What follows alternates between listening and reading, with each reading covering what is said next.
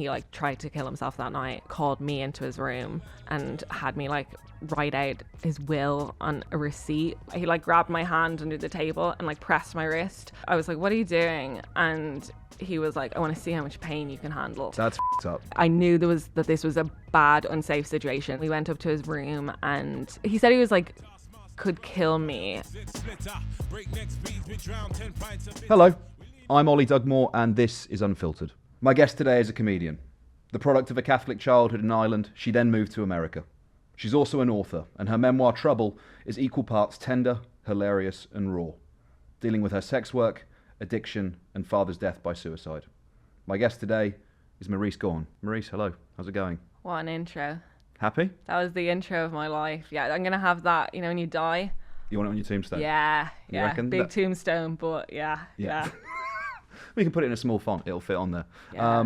I wonder, maybe if the simplest thing for you to explain, like a little bit of your backstory, is rather than me to sort of be like, what happened here, what happened there, is for you to sort of tell me what your memoir's about. Trouble, fantastic book. Tell me about, your life in your recent years. I find it so hard to describe the book because it's like about like quite intense subjects, but I don't think it's like an intense book. I think it's like, I'm not trying to give, life lessons or anything. So I think it's like an entertaining book, but to give the elevator pitch, it makes it sound really intense because it's about, I guess, suicide and sex, the two S's, two favorite S's. What? Like in a nutshell, how would you give it as an elevator pitch? Yeah, I mean, I think that's pretty much bang on. The SS, yeah. Yeah, It's catchy as well because that's got like a branding thing going on. I know, but don't you need three? Oh my God, if I had surf, I mean, that's not in the book. That could be like a postscript you do for the paperback. Yeah. Suicide, sex, surf. Surf, yeah. No, I think Stimulants? like Coke, cocaine. yeah. Oh yeah, that is in the book. I was about to be like, I've never done coke. How dare you? Yeah, But Marise, I read your memoir. Well, I wrote the book when I was like drinking, so loads of parts I don't remember writing. Yeah, and like I'll read it and I'm just like, this is not bad. I wish I remembered this. What's his chops? Stephen King says that. Yeah, I think about Carrie. Yeah. He doesn't remember it because he was just coked off his head. I boozing know. all the time. So interesting. Was it method writing for you? Is that what you were channeling? Well, that Hemingway quote that apparently he didn't really say, where he's like, write drunk, edit sober. So I used to always say that, but then I started doing like write drunk, edit drunk. Less good. Yeah, well then you have an editor though, so like a lot of clean it time, up. they'll just take out the last bit you wrote, like at the end of the day, where you'll be talking about like, I don't know, I wrote some mental things, but yeah, I don't know, like even in rehab when they're like, alcohol is so bad, alcohol is the worst thing ever, I'm like, can we talk about the good things alcohol did? Because I did write a book drunk. Like I didn't start drinking every day because it was shit. Nobody's addicted to fucking spinach, there's like lots of good parts of it too. It's interesting that you don't feel a degree of, I don't know, bitterness. I've met other people who've sort of, had addictions in the past and they sort of are a little bit angry at themselves or maybe, I don't know, bitter about it. And you seem to suggest there that there's a degree of, I don't know, that you enjoyed a part of it. Yeah, the bitterness is, I always think of, do you remember in Celebrity Big Brother when Michael Barrymore and George Calloway, was that his name? Galloway, the one licking out of the that was wild. cat, yeah. That's one of those ones, like the more you think about it, the crazier it is. Yeah, what was he what's he up to anyway? So he said to Michael who's an alcoholic, like, pour me another, which I guess is an expression, but like alcoholics it's like the pour me Olympics. Like in rehab, anytime you bring up anything that's ever happened to you, then everyone has to try and outdo each other, and there is like quite, I don't like that like poor me mentality, but a lot of people have that of like, oh, it's so hard for me because I'm an addict and no one else understands it, and it's everyone else has life, it's hard for everyone, life is hard for everyone, like shut up and just don't drink. And I'm like, sometimes I'm jealous that people can drink normally, because I would love that. I would like I've had some of the best times drinking. Little buzz, 2 drinks in or whatever, have a nice night. Yeah, or even like 5 drinks. Like any, like it's summer, that's fun. In winter, that's like to drink regularly, I would like to do that. I just know I can't do that, and like that's on me. That's not on alcohol. Alcohol hasn't done anything wrong. It's me that can't process it. Like some people say, like they treat alcohol like it's an allergy. They're like, it's an allergy for me. The people that are addicted to it, it's like I can't process it. So blaming like alcohol for it is like, I find just a bit of a cop out. It's like, take some responsibility. And I think like, I don't know, I'm the happiest I've ever been right now, being sober. And I know that's from being sober. But it's also from like taking responsibility for my shit, you know, of like, oh, here's all the bad shit I've done, and that's on me. I can't blame alcohol for that. And there's some people in the programs that will say, you know, you can blame alcohol for everything. When I got into rehab, he was like, everything that happened before here, you can wipe clean. And I was like, what if when I wasn't drinking? What if I did it when it doesn't matter? Everything. And I was like, that's sick. I'll do that. But it's kind of a crazy way of thinking too. Yeah, big time. I don't know. Did I kind of went in a roundabout there? No, it's fascinating. I'm really enjoying listening to you. Did it changed you, obviously, getting sober? And we will come back to sort of the early biography stuff, but I just want to enjoy this conversation a little bit further, go further into it, which is you've changed your relationship with yourself. I wonder if when you got sober, it changed your relationship with other people at all. Were there people who were kind of, I don't know, destructive to you, or even just like your friends when you weren't going and having a couple of pints? Maybe it changed your dynamic a little bit. Yeah, that was something that was like, it didn't worry me, but I was told it was a big worry in rehab of, you know, there's going to be a lot of people that you're going to have to cut out, and there's going to be a lot of like they were fake friends, your drinking buddies, all this stuff of like, I had this idea that, you know, I was going to have to cut out a lot of people. People weren't going to support this, and that's what they drilled into me. And at one stage, like, I was like, I'm going to have to cut out my own mother if it comes to it, you know? Like, I was like, if she's not going to support this, I'm going to have to cut out mum. And then I got out, and like, literally not one person has said shit. Everyone has been so supportive. Even my like drinking friends that, you know, were friends because like we went out drinking all the time. Once I got sober, they're like, that's amazing, I'm really proud of you, and yeah, you should have stopped. Like, that was so surprising to me that I was like, people, like, why did I expect so bad? Maybe I'm just lucky in that everyone that I'm friends with are nice, but everyone was so nice. And also it surprised me too, because I thought like, oh, other people, for the beginning at least. Now I'm okay if people drink in front of me, if it's a group. I don't like it one-on-one. But at the beginning, I couldn't even be around alcohol at all, and I knew that. And I thought I was like, there's no way other people will be comfortable with that, because I know when I was drinking, if I went out and someone said, I don't drink and I don't really want you to drink when you're around me, I'd have been like, see you, I have to drink, like, goodbye. And everyone was fine with that. And it just made me realize, oh, it was just me that was drinking to excess. Like, everyone else was like, I'm fine having a water, that's cool. So that was a really nice surprise as well, because I thought that would be way more difficult.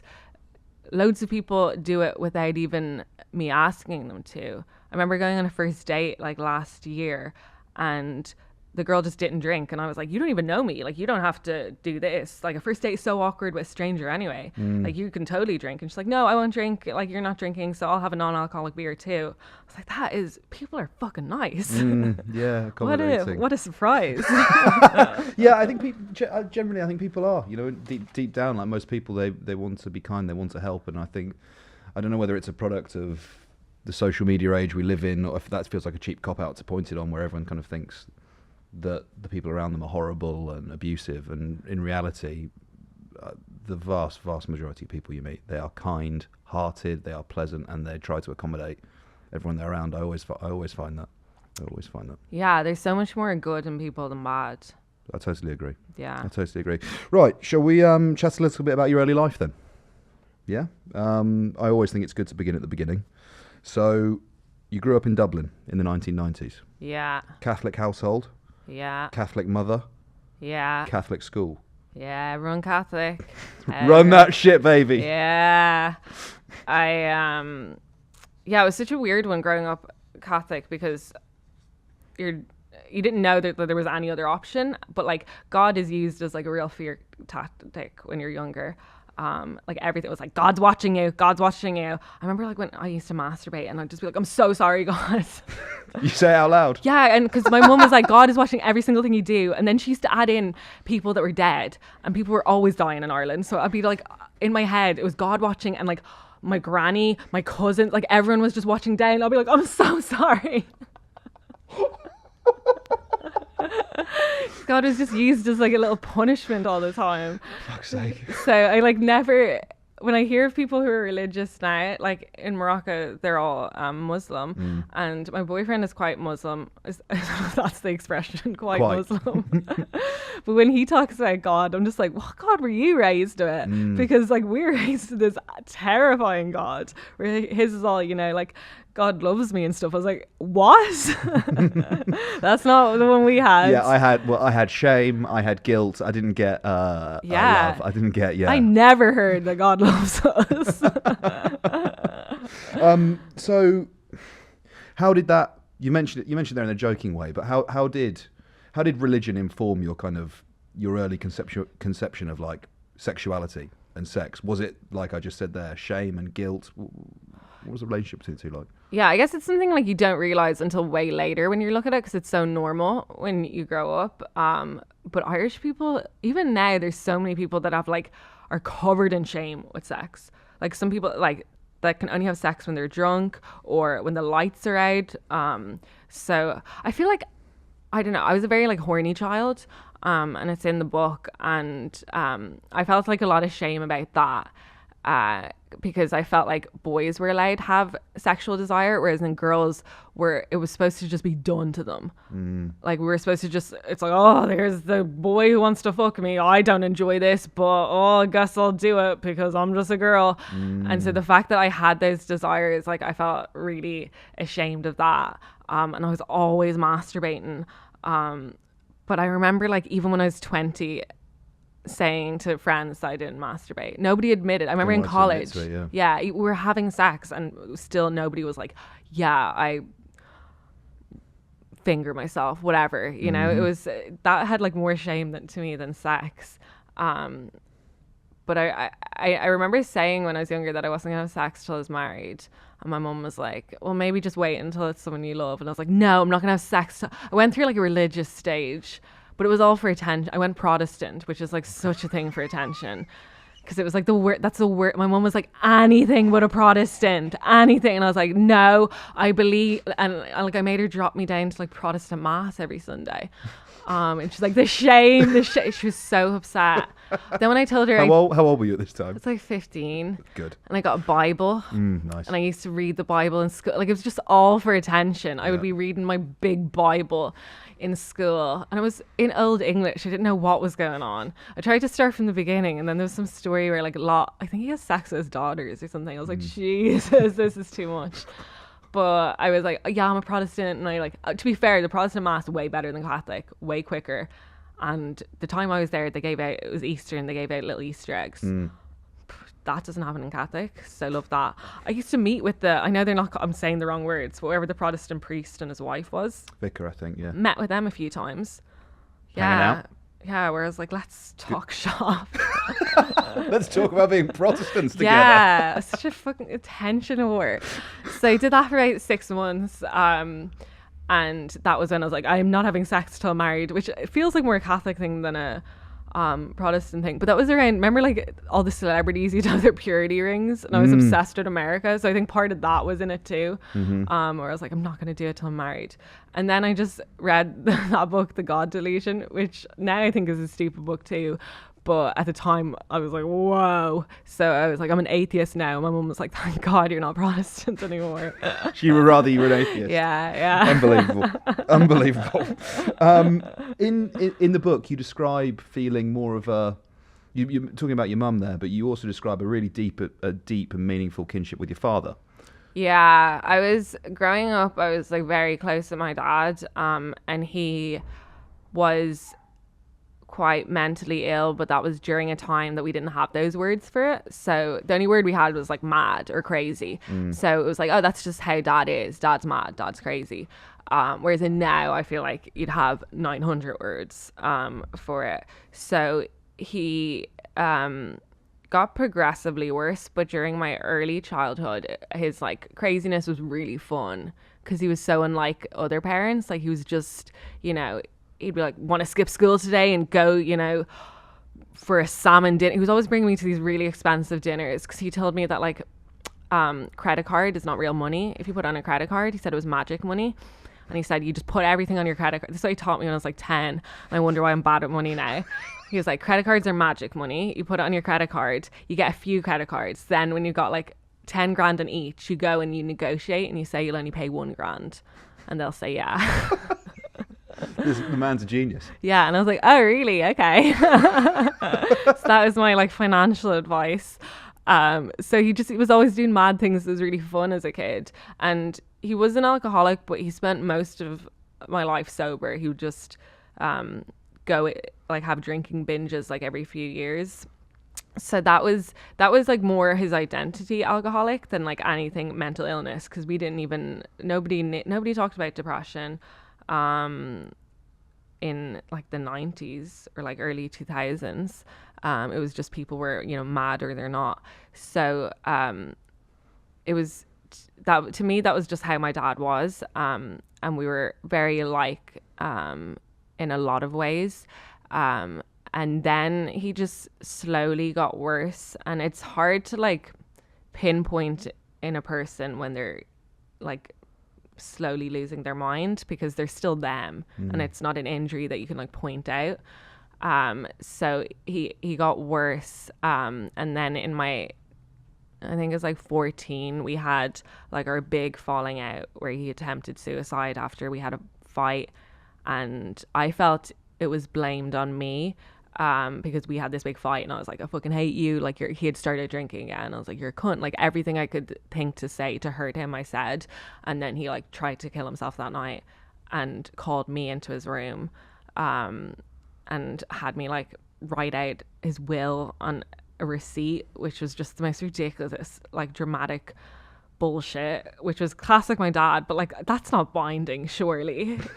It was the back of a Tesco receipt. Yeah, I don't think it is legally binding. And also, I don't have this in the book, but like when I was writing out that will, he gave most to the dog.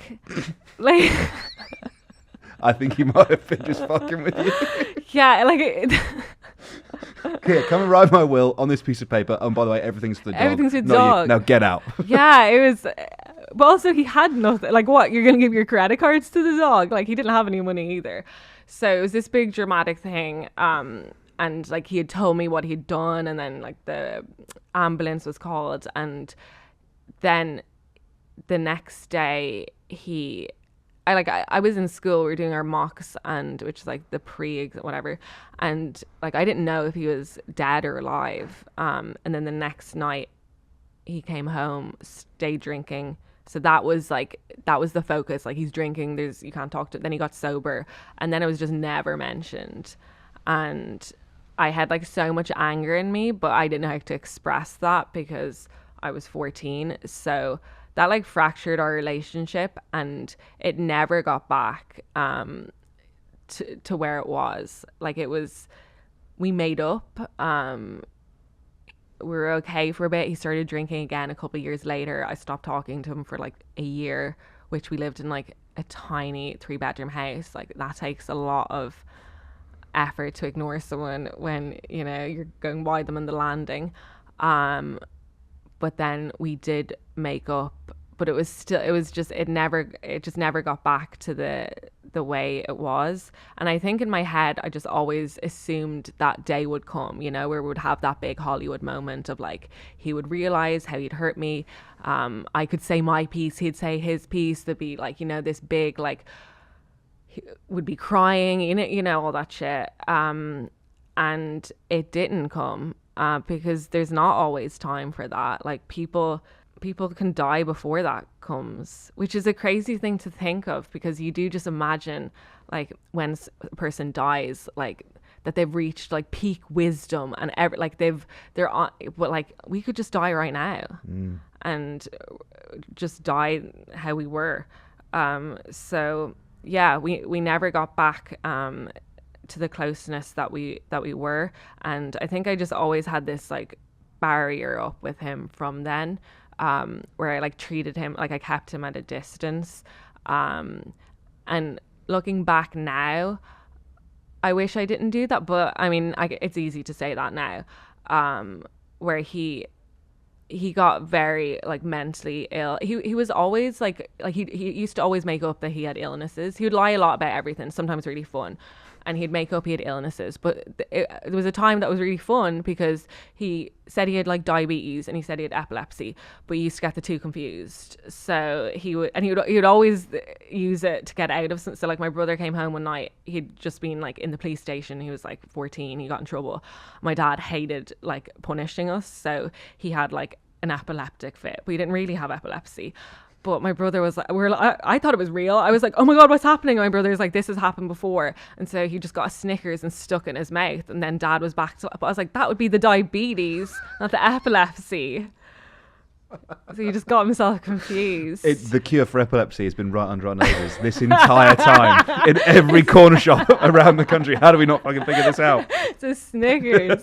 So those ones idiots. are fun. But then he would say he had cancer. He didn't have cancer, but he used to like say he had cancer, but like the doctors couldn't detect it because it was a really like, I don't know, sneaky one. But like he would be like, sometimes he'd wear crutches, but he didn't need the like he just it just like slowly deteriorated so much. And I mean, towards the end, I remember having a conversation with my mum where she was like, I wonder if he has a brain tumor because he's so different right now. But it was a mental illness. And yeah, he died when I was 23. And even though now I do say like, oh, if I could do it again, I would be kinder to him. I would not be like so black and white. But I think when you're a kid, things are black and white to you. So when your parent lets you down for the first time, like, or maybe this was just me, but I treated him like a villain because you don't know that people are people and we're good and bad and everyone's grey. You think like there's good and there's bad. And so when your parent lets you down, you're like, oh, are you bad? And so I definitely overly punished him and was like, very harsh to him. But me saying, oh, I'd have done things differently, that's what I was about to say the benefit of his death, but that's what like the process of his death has got me to here. So maybe if I had another chance, I wouldn't have been, because it took his death for me to like gain more empathy for other people. I'm not sure. I'm saying it like there is the option right now. You're like, you can go back and we have a time travel. Joe has built one. Joe himself. Marise, it's funny you should mention it. Behind the curtain, we're saying it right now. Yeah, man. It's interesting to hear you talk about it as this period, this process of reflection that you're having now, and you've clearly thought about it a huge amount.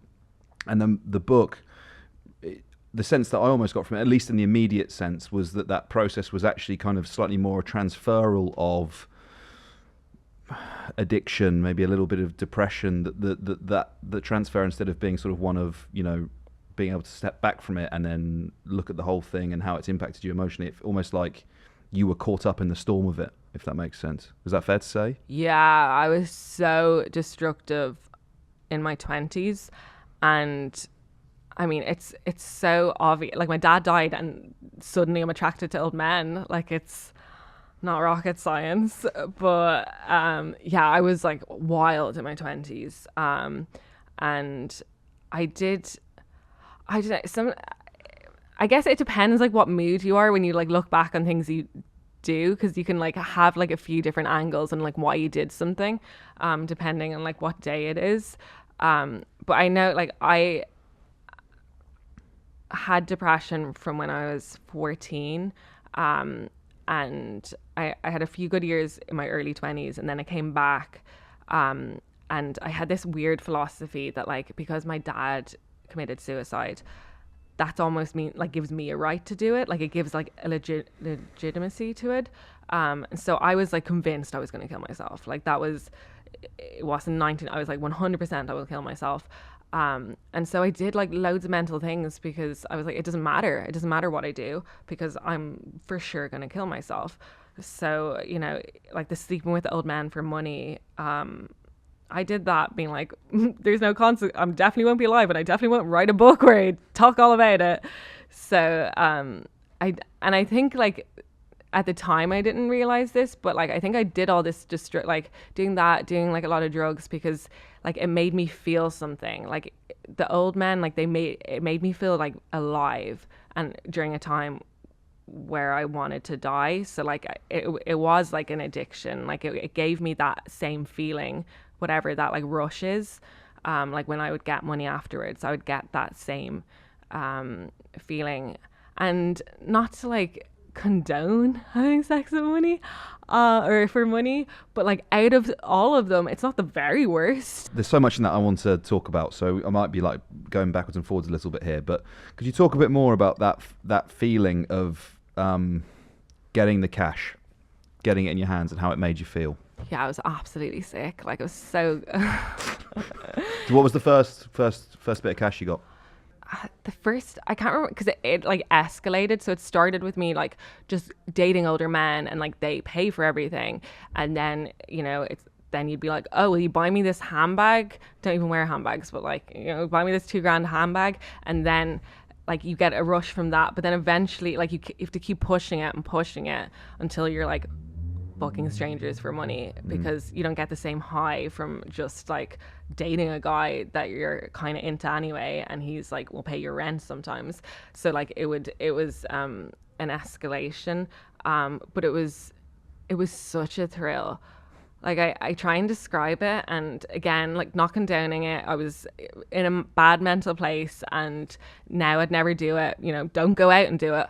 But how I describe like going the sex for money versus like having sex not for money, like sex now, it's like eating a cornetto, but like without the chocolate bit at the end. Like that's what the money was. It's not the main bit, but it was the best bit. Yeah, fuck me. It's like, so good. Like imagine you're having sex and then any sex, like good, bad, whatever, and afterwards someone just handed you $1,000.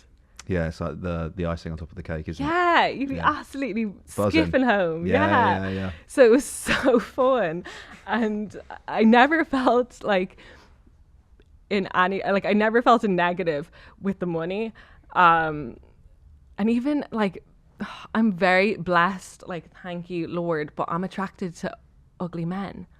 So like genuinely, well, not in your view they're not ugly, right? Or do you think they're ugly but that's hot? I know like, I know, honey, I'm not blind. I can see they're ugly, but like that does it for me. Right. Like, every so often I'll go out with a guy that's not ugly and I'm like, how did you slip through the cracks? How'd you get in? Yeah, I will be in, like I am into ugly guys, so that like a lot of the guys I was into, like a lot of them I would have had sex with anyway and wouldn't have told them that, but I was like, I fucked you for free, bro. I got a dead dad and I'm into ugly guys. If you knew. That's what I was going to ask you that, whether you were into it or not, because I guess kind of the sort of definitely the way the media kind of portrays having sex for money is in like the mainstream. I'm thinking of like, I don't know, Secret Diary of a Call Girl or things like that, you know, those TV series. You kind of think they picture it as this basically like a woman who understands that she can sell sex but she doesn't enjoy it, and she kind of in varying shades, and you know she gets the money and then she's kind of empowered and independent. And I'm really interested that from what you said there that you'd happy have slept with some of them without the cash. Yeah, but let's not go I wasn't enjoying this. Like, it wasn't like I was orgasming. Like, let's not go wild here. Actually, it's so like there was one guy that I was like so into, and he looked like he was my age. He was 25, but he looked like Louis C.K. looks now. Like he was 25 Louis C.K. looking motherfucker. Yeah, he was like he was wrecked, and like I was so into him that I had to delete his number afterwards because I was like, I actually think I'll fall in love with this guy. Like so sometimes it was really good. Most of the time it was just whatever. But another skill I figured that I had was like I can have sex with anyone. Like I just detach. Like it's, I mean, maybe not a skill. Perhaps sounds a little bit like trauma. I don't know. Is that a skill? I'm just thinking glass half full here. Yeah. I decide disassociate, and I'm like, totally not here, not present. It's amazing. Cool. This is before like trauma was a thing. This is 2014, so we didn't have famously no one traumatized back then. Yeah, famously. Okay, so let's take it from perhaps being that kind of maybe not like the enjoyment side of the scale of things, but like complete other side of it, feeling unsafe, being put in danger. I mean, there was like one or two cases, and the one that's in the book, I knew, like, I had a feeling, like, I knew this was a bad, unsafe situation, and I continued in it because I was in such a like, I didn't care, and I almost wanted, like, bad things to happen to me all the time. But in general, like, I would say 99% were not dangerous. Like, a lot of them were, like, entitled and lonely and annoying, and all of them had an opinion on World War II. Like, we get it. There's nothing left to say on World War II. The thing about Operation Barbarossa was unbelievable. We've got everything. We know everything there is on World War II. But one time I went on a first date and I got a bad feeling of the guy. He like grabbed my hand under the table and like pressed my wrist, and he just kept pressing it. And I was like, "What are you doing?" And he was like, "I want to see how much pain you can handle." So I left that day, and I'd ordered, like, I always talk about it, but I love Wagyu beef so much. And again, this was back in 2014. No one was eating Wagyu beef back then. Yeah, sure. Like kings were. But, yeah. So and you. Yeah, and me. I'd ordered a steak and I left before it came. So that really showed That's that, a high like, bar. Yeah, I was like, I better. That's weird. The wrist thing is weird. That's fucked up. Yeah, so that one was, and I got a gut feeling, so I left. And the only other bad gut feeling I had was, I talk about it in the book, and I purposely did not leave because I was in such like a bad head. Sometimes I feel like when you're like really depressed, you want bad things to happen to you because then you have like an excuse to feel that way, instead of just like, I'm depressed and I don't know why I feel this way. If you have bad things happen, then it's like, well, look, this bad now. Is I'm this okay. the one in Amsterdam where you kicked the guy in the nuts? Sorry, Yeah. could you tell the story? Sorry for people who aren't familiar. It was a guy, like, he had paid me, and we went up to his room, and it turned like a bit violent. It was, he said he was like, could kill me, which, to be fair, every man can kill almost every, like, you guys are stronger, but like, you don't need to be saying that to us. We all know, don't need to announce it. Sorry, I shouldn't laugh. It's not funny. It's a funny way of putting it, but it's not funny. So it was like, nothing actually that bad happened. It was more like, it was a bad experience, and that I knew was going to be bad. Like, I had that gut feeling. So afterwards, it was more of like, why did I put myself in that position? Like, why did I not leave when I saw alarm bells and felt that? And it was less about him and more like, why am I trying to seek this out? Like, why do I almost want someone to hurt me? And it was, so then I can say, like, I have been hurt, not by myself, by something else. But that was just one experience. Like, most of them were, a lot of them were really nice. Some of them were like fun. Like, there's one guy that I still kind of talk to every now and again, and he'll be like, "Oh, the kids have gone to college," and I'm like, "Leia's gone to college." They grow up so fast. Wow. So most people, like, most people are not bad, like, besides that one kind of like scary experience, like, honestly, the hardest part was like the conversation, like the having to sit across from them at dinner and listen to their opinions on everything. And, you know, you just kind of, I mean, I was drinking then, so like, you can kind of make it a bit fun, but like, that was hard. Having to convince them that you're like into it or enjoying yourself, or yeah, which, like, I can do a lot, but like, so many opinions on everything. And they do a lot, like they think you've never had an opinion, so they think they're making your life, telling you this of like, you're not going to believe this. Thank God you're sitting down. But you know, this is what I think of linen, and it's like, right, okay. Like they think they're blowing your mind with everything you say, and you have to be like, oh no, are you gonna buy me those shoes? Okay. Yeah, that's fine. Okay, I'll listen to this for a bit longer. Did it change your opinion of men? No, I've always hated men. No, I'm kidding. No, did it change the way you saw men? Seeing that side. Yeah, so it really, like, even though I joke about it all the time, it definitely damaged my view of sex, because for a long time I did not view sex as like a loving thing. So once I like fell in love with someone, I'd be like, absolutely not having sex with you. So that created a lot of issues. Can't imagine why. Yeah, never wanted to have sex with someone I loved. And I think, I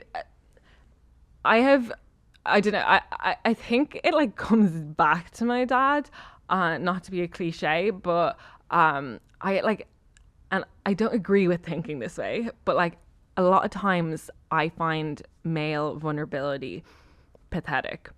And I don't like, I know that's a wrong way to feel. That's like, that's just my natural, like when a guy cries, I get like, ugh. I had this ex and his son was like really sick. And he called the ambulance and he started crying, my ex. And I was standing, and he was telling me to call an ambulance, and I was standing in the doorway and he started crying, saying like, Daddy loves you. The son was like too old to be saying dad, like the son was in his 20s, but like obviously he was sick. It was like a, you know, emotional moment. And I just stood there and I just remember thinking, you're pathetic. And I was like, I know this is so bad, I know, but that's what came to, like, so I had an issue for a very long time with male vulnerability, but I've talked through it in therapy. This is absolute catnip for a therapist. Like, I bet. Yeah. And she was like, because the first time you saw male vulnerability, like when you have a parent who's an alcoholic, the first time you see them vulnerable is going to be a bad state. So like the first time I saw my dad vulnerable was him like pissing his pants, shit faced. So I think I've always associated it with, and I was like 5 or something, and I remember saying like, I hate you. Wow. It had that reaction in me then. So I think like it all ties to that. And so, but I have like worked through it in therapy, but I've had issues with that. And I think for a while I like, because you kind of see like the ugliness in people when you do things like that. But then there was a lot of good too. Like a lot of. Well, it's not black and white, is it? It's, I'm not expecting you to be like, yeah, this was amazing or this was terrible. It's just there's nuance to it. Obviously there is. So, you know, I don't think there's no problem with that. What was I going to say earlier on when you were first talking about sex and sexuality, sort of like as a younger person, and you described sex as something that sort of like boys do to girls, and the power dynamics of that struck me then, and I think it's kind of interesting in this context when we're talking about when you were having sex for money. How did that, when you were in LA, how did that change your view of sort of like power within sex, or did it reinforce what you thought before? Yeah, I've always been obsessed with like power moves. Like I think everyone's doing a power move every second of the day. That's the quote, isn't it? It's something like everything in the world is about. Everything in the world is about sex, apart from sex. Sex is about power, or something. Oh, really? Something like that. Yeah. That's a good one. I'll write it down. Yeah, maybe you. I made it up. It's me. It's Ollie Dugmore. TM. But yeah, I love like, I'm just obsessed with power moves, and I'm very aware of like the power.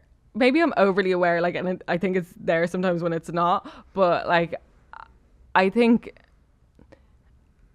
women, we're told we have all this power, especially when it comes to sex. We're told like women decide, like women have all the power, like a man, you know, will fall on their knees. Like it's women that hold the power, and it's like, that's just shit men have told us so that we think, you know, we're amazing. But it's a man always has the power. I get like I think I've said now 3 times that men can kill us, but like but I'm going for a fourth.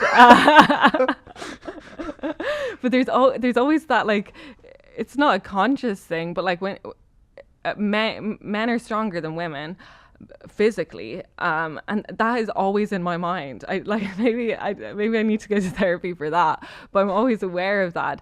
I don't think it's unreasonable, the story you just told, right, of being in that room in Amsterdam and knowing that feeling of, did you describe it as powerless in the book? I can't remember, but I think the way you described it was about realising that even though you were strong sort of for yourself, that compared to his strength was... Yeah, because I kicked him in the balls, but he let me go. And I was like, I only got away because he let me go. Like, if he wanted to, he could have killed me. And like that is always in my head of like, I just feel like the power that I know of, it's always men. And that's, I think it's because when I think of power, I'm thinking of like a very outdated idea, because women obviously have power, but like in that kind of like classical sense, it's men that hold it. And I mean, now it's not something I think about or care about as much, but I used to be obsessed with this idea of just like taking some of it, just taking like in any way. And Is that what it felt like when you were taking their money, that you were taking a bit of it? yeah, not even like taking the money, but like sometimes I would just do things to like, in my head, humiliate them or like be disrespectful. Like I'd order my Wagyu steak and I'd, you know, it's so expensive, it's per ounce, and I'd leave 2 ounces on the table and I'd be like giving the finger but not really. Like I was doing all this like bullshit to be like in my head of like, this is, you know, being like, even ones that there was men that were like, you're only seeing me, right? And they would give me more money for that, and it's like then I'd purposely have sex with another one like that day or something. Like it was this weird way of thinking where I was like, I must take some of their power, and that's not taking anyone's fucking power doing that. But I don't know. I think like now I don't think of any of that stuff at all, and like I live a way nicer life. It's far more chill. I was very chilled. Like I'm not into. I don't think of power. I'm going out with someone who's my age, which is my mom is bloody delighted. He's actually 2 years younger than me, which is, I'm like, you don't know how crazy this is. Yeah. It is, and just like there is that more like equal feeling of like. Because I think I liked that in my 20s, that it was like so obvious with older men of like, look at this power imbalance. Like I didn't have to go searching. Because in my way of thinking then was like, when you go searching, you're going to find raw everywhere. Everything's bad. Everyone is bad. The whole world is bad. Because that's just how I thought. So it's like, at least I can see with these guys where their bad is. It's not going to come up and like guerrilla warfare me. But now I'm happy, so I don't think that. Yep.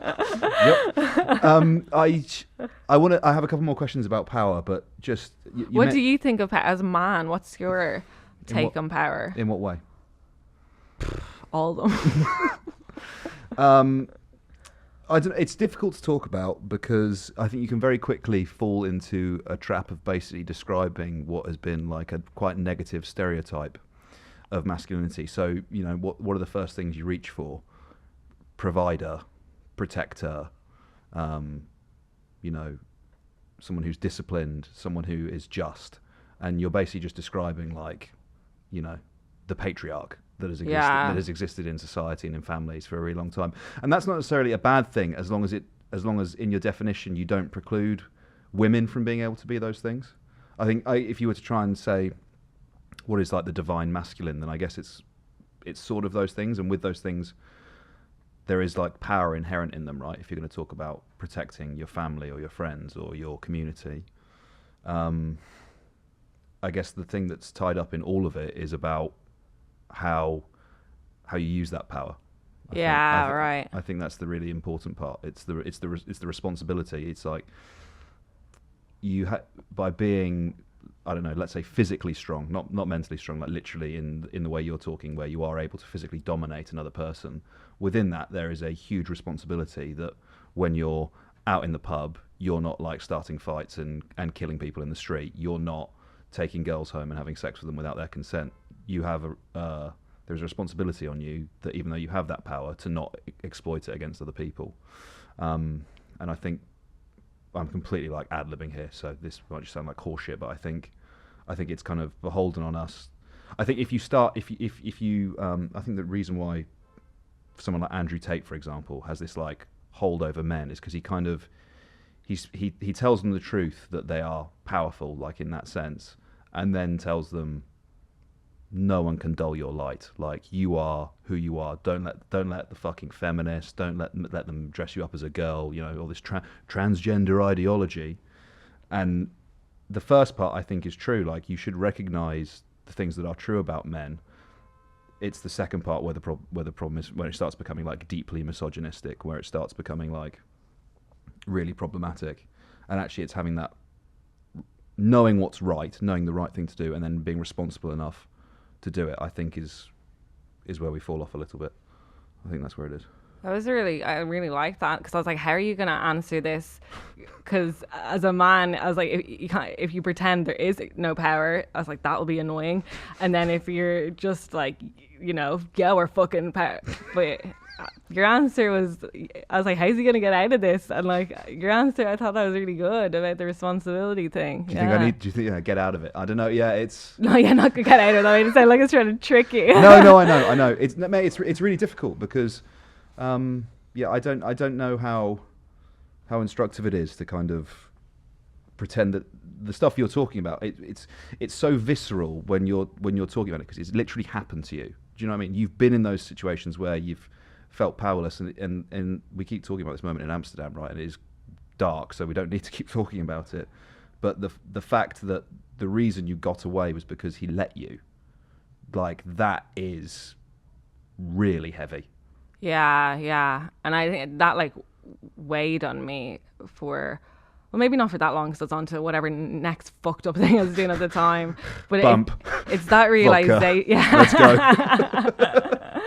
It's that realization that I think every woman has a lot of like, he let me go there. Like that feel, and it's like a terrifying feeling. I understand why people almost want to pretend it doesn't exist, because it's scary to acknowledge that. But then when you don't acknowledge it, then you have the people like Andrew Tate who can rise up by saying like what begins with like a correct thing, but then you like attach all this horrible evilness to it. Mm-hmm. But it's because there's like that vacuum, because people are like, no, everything's equal, everyone's it's all good. And then when you're in a real life situation where you like feel that, if you've gone, not your whole life, but if you've gone like a long time being like, I'm powerful and I have just as much, you know, strength as this person, and then when it's like just taken from you like so quick like that, you don't really know what to do or where to look, and you're just like, shit, this could happen anytime. Like, this can I think the important thing for me is equal value. I think that's really important, like the equal value that every human being has, but we are different. You know, it makes no sense to me to say we are all the same, because it's just objective. You know, it's not true. I can't carry a baby in my stomach for 9 months. You know, well, you can't carry a baby in your stomach either. It's in your womb. But you know what I mean? Oh shit! You know, I was like, what do you know about me? I was like, oh my god, that'd be so dark. No. But like, we have differences, and it's just, I think this, if you deny those things that are patently true, then it's really easy for there to be a counterculture where someone will come along and point it out, and then he's got this, and then it slides into that sort of really dark misogyny. Yeah. So the question I was going to ask you was about like empowerment, like whether what you were doing in LA, whether it was, I guess there's two sides to this, whether you felt empowered at the time, and then looking back on it now, whether you still feel the same way. Yeah, no and no. Okay. So I feel like I'm on neither side, because I feel like with sex work, there's like two quite vocal sides of like, sex work is work, and you know, it's all totally normal and there should be no stigma and it's empowering. And then there's the ones that are like, sex work is rape, and you know, there's no agency from the woman. And and this is just my personal opinion and my personal experience with it, but like I'm not on either of those sides, because I think for me it was not, it was my choice to do it. I could have not done it. I was not forced into it. I made the active decision to do that.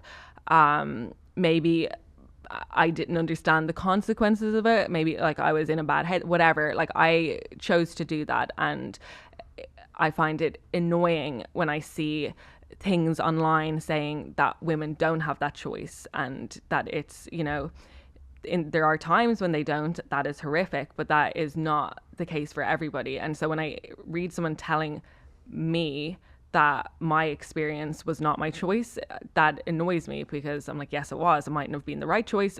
Other people, it was still my choice to do it. And there are so many different with sex work. There are people that are trafficked. That's horrific, but that is not the same as what I was doing. So to equate them all the same, or that's probably the wrong word, equate, but to put them all in the same, to me, doesn't really make sense. But then the people that say sex work is just work and it's empowering and it's this, maybe for them. For me, that was not the case. It was not empowering. It was a thing I did that made me feel like alive. It was fun. It was a thing I did, though, to be destructive and to like get like a high. And it did, like, as much as I say like, oh, it was great, and you know, most of them are great and stuff, it changed how I viewed sex, and that has been a really difficult thing to try and overcome. And I don't think I'm fully there and it's taken like a lot of therapy. Like it's been an issue in like relationships, and I'm like, that wouldn't be happening if I worked in Tesco. Like it's not the same. It's not just regular work. Like there is consequences to it when you do something like that you might not feel at the time and could come way later. And it's not the worst consequences out. Like it's not something where, you know, like, oh, this is the most horrific thing, but it's something that like I have to deal with, and I would prefer not to deal with. I would prefer, if like I'm in love with someone, to be like, take your pants off because I want to do this. And that was not the case for years. That was not like that. It's taken like a lot of work for me to like try and reprogram my brain to viewing sex as like a thing you do with someone you love. So yeah, I would not call it empowering at all. No. Can we talk about the logistics of it a little bit? Not the but like my Uber account. Like what? When a mummy and a daddy love each other very much. No, like the transaction, like the actual like getting paid, like how, before, after. Every man is different. I had one guy give me a check. I was like, who the fuck is still writing checks? He was old as shit. He was like 70, but he wrote me a check. I was like, what am I supposed to do? A check, man? What's having sex with a 70-year-old man like? Are you like worried about possibly killing him, or maybe not 70, maybe a bit older, but no, that never crossed my. Well, we're in LA as well, so like people do look good for their age, but still, what's good for 70, 60, still old. That guy was he'd taken lines of Viagra. He didn't tell me that, but I knew it because I was like, you should not be lasting this long. So he gave, because a lot of times it was different with each one. A lot of times you had to do a little dance because they would be like, this is not about the money, right? Because you had to like pretend it's not like a transactional thing, and that's why they would like give you maybe more than it would cost like an escort or a prostitute. You would get like more money, but then you have to like buy into the lies that it's not about the money, and it's just you like their company and they just so happen to give you money. So some of them, like there was one guy, I didn't get anything from him for like 6 months, and then I had college tuition to pay, not and so he gave me like 20 grand, so I got like, but that's a long play. Whatever. Is that a sporting term or whatever? That was or like in stocks that would be like an asset or whatever. But then some of them, especially once I got in like maybe 6 months into it, and you get more like confident, and also like you want more of like a risk, so some I'd be like straight up front, like I want X amount, and it would vary all the time. Sometimes it would just vary on my mood or like what I think I could get. like I've had sex with some guys for like $500, I think was maybe the least. Yeah, for like a one time, like they would give it afterwards. I think that was another thing. Now that you've asked me that, I'm like, oh, it was always afterwards. And I think that's probably another little mind thing they had in their head of like, oh, because escorts get it beforehand, then it's not escorting. But it was always afterward. I had one guy who I would see him not all the time, like every few weeks, and he'd give me an envelope afterwards, and it was always different amounts every time, and I was like, is this performance based? I didn't ask. I never brought it up. There's a bonus on top. There's flat fee and there's a little bonus. Yeah, like one time I got 1,500, one time I got 900, and I was like, wow, that's a bit of that's a big discrepancy. I mean, but still good, and like for whatever an hour's work. But I had no idea what you'd put in, and like some guys would pay like a monthly amount, so those guys, like if they'd pay me a monthly amount, then it would be like a game of cat and mouse that month, where I do like everything to try not see them for the month. Like my dad died a lot during that time. I was like, you're not going to believe this. Back to Ireland. Yeah. He's only gone and died again. Yeah. He's only gone and died again. Sorry. Oh, I told you early. Terribly sorry about that. You said in one of those answers there that you were like an hour's work. So would you see multiple men like in a day, just like? No, and it wasn't really an hour, not really, because like you gotta go for dinner and shit. LA's a big place too, like an hour to get there. You go for dinner. I would never spend the night because I can't sleep next to someone like that. But no, it would not be an hour. Although actually one guy was an hour, but I was so into him, I wanted it longer. It's always how it goes. The one that got away. Yeah, but. I'm sure if that was your focus of like, I want to make money, you could like make fuckloads. But I'm a lazy person in general. Like, it doesn't matter what I'm doing, I'm not going to be doing a lot of it. And also I was, getting fucked up and like doing, I had other hobbies. And like all the money I got, I just spent immediately. It's not like I was saving it or like doing anything productive with the money. Surprising when your lessons in financial responsibility were the credit cards are the magic money. Who could have seen that happening? Yeah, I found new magic money. Did they ever ask you to do like mad stuff, or was it literally like almost like girlfriend? They were looking for companionship. It was like, let's go for dinner and then. Yeah, well, companionship and sex. None of them were just. That's another like myth that like you'll see on those TV shows. There'll be like the one guy going for. Not one guy has ever. They'll have him in a wheelchair or something, and then just because he's in a wheelchair, he's looking for companionship. No one is looking. Then they'll go hang out with their mates. Like, it's such a stupid thing they put in TV shows about it. What was it? No one is ever really into anything weird. One guy was like, will you pee on me? So I did that. How much? $500, but no sex. It was just peeing on. But I more did it because I was like, I've never done it, I'll do it once. And we're in a hotel room, and so he was like, I just want it on my chest. But I had drank like loads of wine, because I was like, I don't know if I can do this, and then loads of water because I didn't want my pee to be yellow. I didn't want to be like pee shamed. So I was bursting, and so I was like squatting over him, and I started peeing, and it went on for so long, and like I felt so much power. Like I was like, this must be what men feel all the time. And then I was like, I can do what I want, and I angled up and I peed in his face. Yeah. What did he say at that point? He was like, ah! Yeah, he was basically waterboarding. He was like, ah! And then afterwards he just got in the shower and he didn't bring it up, but he didn't see me again. But I wasn't going to do that regular. I'm not peeing on someone all the time, like just a treat. Yeah, I don't know. It feels too on the nose to be like that. There was kind of like a bit of typical male female like role reversal in that situation, and that's why he kind of felt like, I don't know, not ashamed, but like couldn't almost bring it up, couldn't even say, I asked you not to do that. But yeah, although if your thing has been peed on, it's like, I would assume like you're into shame. You're probably quite into it. Yeah, so maybe he was like, yes. Still coming. Yeah, maybe it was reverse psychology. He was like, oh, please don't piss on my face. I would hate that. No. Oh my God, if I got tricked. Oh. I mean, throughout this conversation, we're talking about some like really dark, heavy stuff, and we're still laughing about it, right? And it's the same with trouble, your book. It deals with some really heavy subject matter. First of all, how are you able to find the humour in this stuff? But then secondly, how important do you think it is as well? I think really important. And I don't know.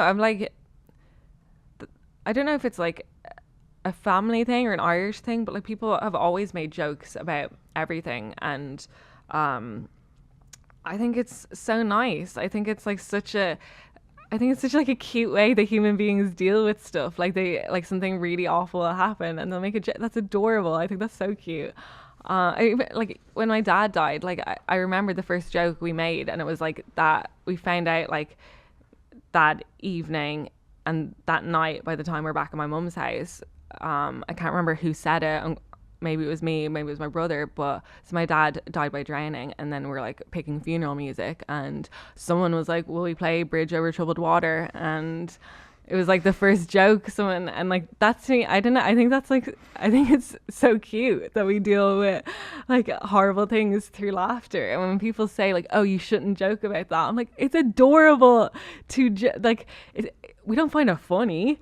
Like I've had people before say, oh, like you're joking about suicide. Suicide's not funny. And it's like, obviously suicide is not funny. I'm not like, ha ha ha, ha ha ha. Like it's trying to find a joke to laugh when you're going through something really hard. And like that first laugh you get when something really bad happens, because like there's a part of your brain that's like, okay, that's it. My life has changed. I'll never laugh again. And when you get that first laugh, it's like, I don't know, it like hits you. It's like your first like roller coaster or something, where like it just feels so good of like, oh my God, everything like will be okay. Like I can still laugh. Like the world keeps turning. So I really like making jokes about hard stuff. I try and be like more respectful now that like other people don't like it, and so I try and only do it to like my own experiences. And I understand when people maybe get offended by that, or because maybe they've gone through something similar and they think you're laughing about that. And like, so I understand when people don't like that, but for me, I love it. And I think it's such a nice like way that we've figured out as human beings to like get through something. Yeah, I like it. Do you like dark humor? Yeah. I mean, yeah, you've sat here and laughed on my pain. I've been giggling away as you poured your heart out. Yeah, so I think I probably do quite like dark humor. Marise Gaughan, thank you so much for taking the time. Really appreciate it. Thank you, man. Cheers. Thank you.